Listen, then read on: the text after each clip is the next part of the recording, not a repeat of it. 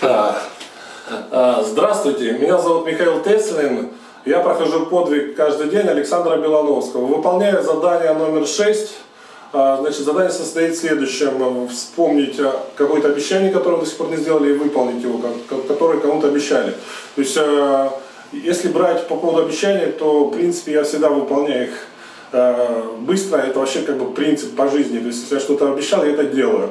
То есть, я поэтому вчера думал, что же такого есть, что я еще обещал, не сделал. И, в принципе, я вспомнил. Я занимаюсь, одной из направлений, которым занимаюсь, это бизнес с компанией NL International. И я обещал своим партнерам сделать памятку для новичков по бизнесу. Соответственно, основные моменты, там, проведения встречи, там, приглашения на встречу и так далее.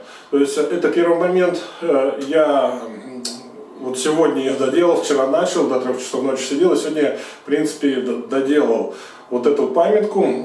Второй момент, я на разных бизнес-мероприятиях снимал, соответственно, различные видео по бизнесу. И тоже у меня много людей просило их выложить, соответственно, эту информацию скинуть.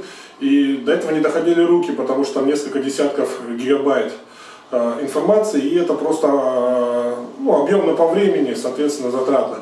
И со вчерашнего дня тоже вот, и по сегодняшний день вот весь день сидел, занимался, выложил там порядка десятка видео по бизнесу на YouTube.